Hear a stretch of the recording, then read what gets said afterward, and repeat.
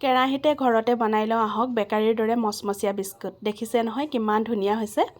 প্ৰথমতে এটা মিক্সি জাৰত 3 চামুচ চেনি এনেকৈ গুড়ি কৰি ল'ব। তাৰপিছত এটা বাটিত 5 চামুচ দিব গলাই লোৱা ঘিউ, তাৰপিছতে 2.5 চামুচ দিব বাটাৰ।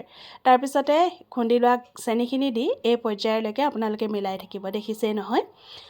এতিয়া ইয়াতে দি দিব লাগিব 3 চামুচ ৰঙা আটা। আপোনালোকে ৰঙা আটাৰ সলনি ময়দা বা পিঠাগুড়ি ব্যৱহাৰ কৰিব পাৰে।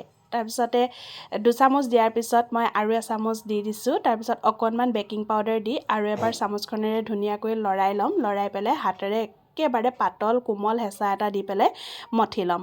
চাব যাতে ডোটো বহুত বেছি টান বা বহুত বেছি ঢিলা হ'ব নালাগে। এতিয়া এটা কেক টিন লৈ পেলাই তাতে ঘিউ অকণমান মিহলাই দিছোঁ। মিহলাই পেলাই ধুনীয়াকৈ মই পিঠা আকাৰত বনাই ল'ম এটা জোখত। আৰু পিঠাটোহে দিওঁতে আপোনালোকে অলপ আঁতৰত দিব, যিহেতু ইহঁতি অলপ সময় ফুলিব।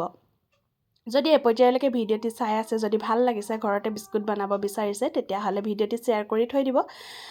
আপুনি খুব ভাল পাব খাবলৈ আৰু একেবাৰে স্বাস্থ্যকৰ হয়, ধুনীয়া হয় আৰু বহুত দিন আপোনালোকে সংৰক্ষণ কৰি ৰাখিব পাৰিব।